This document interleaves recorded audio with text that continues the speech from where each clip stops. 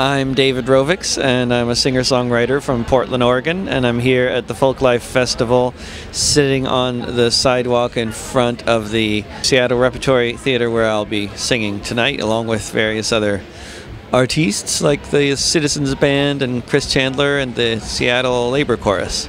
I went to the Sunlight Cafe and ate waffles this morning with 2 kids and my partner.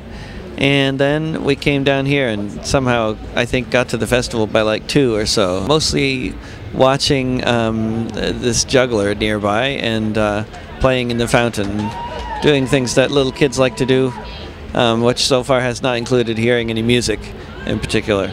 I got 2 records of children's songs that a lot of kids like, and I don't do a whole lot of performing for kids, but every now and then I'm doing a few gigs for kids in Montana and Washington next month, but I don't do them all that often.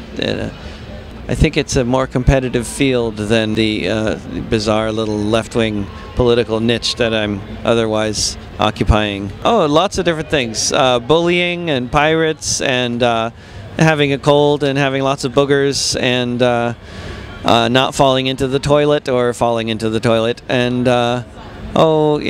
lots of different songs.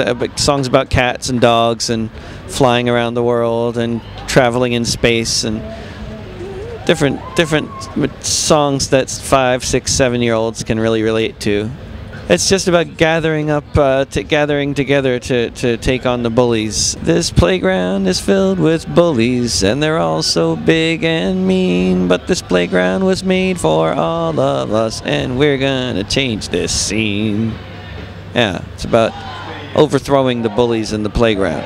Bjorn Magnus Dusdal from Norway did some fantastic animations for 5 of my children's songs, and he also animated 2 of my songs for grown-ups as well, and one of which became I'm pretty sure his second most popular animation that he ever did for Riot Dog. He released it about Lukanikos, the Greek Riot Dog, the most left-wing dog in Greece. He made this video right around the time that the financial crisis was really kicking off in Greece, and protests were happening daily and riots, and the dog was getting a lot of media attention, including a 10-minute video montage done by BBC on their website and stuff.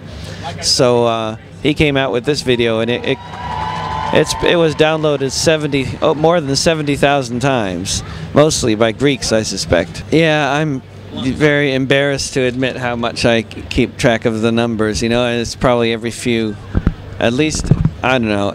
months that I feel compelled to try to search for by view count how what's up on YouTube, and every time I put up a new song on YouTube or somewhere on the web, I'm always checking in to see if people are watching it, because you never know. Like sometimes it'll be a few hundred people, and other times it'll really kick off and it'll be more than 10,000, but usually it's a lot less. The typical way of making a living at doing music, if that's like your basic definition of success, I think the secret is sort of you need to be a really good musician, and you need to be a really nice guy, and you need to be really good at running a little business, basically. And if you're a songwriter, you need to be a really good songwriter. If you're doing cover songs, then you need to be really good at doing that. But either way, you need to be a really good musician.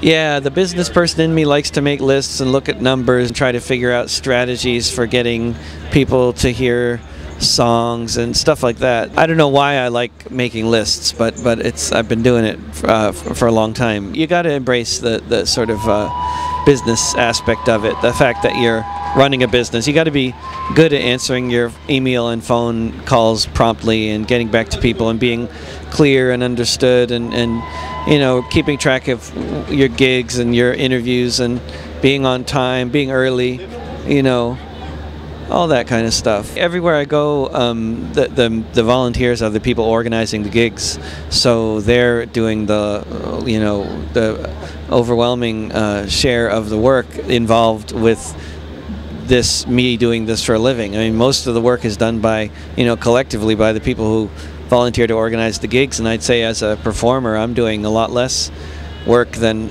a lot of them. You know, it's a lot of work organizing a gig. Getting a paying crowd to come, that's, you know, it's easy to reserve a venue, but to actually get a paying crowd to show up, that's the hard part. Sail upon the 7 seas, travel near and far. Take from the rich and give to the poor and say har, har, har,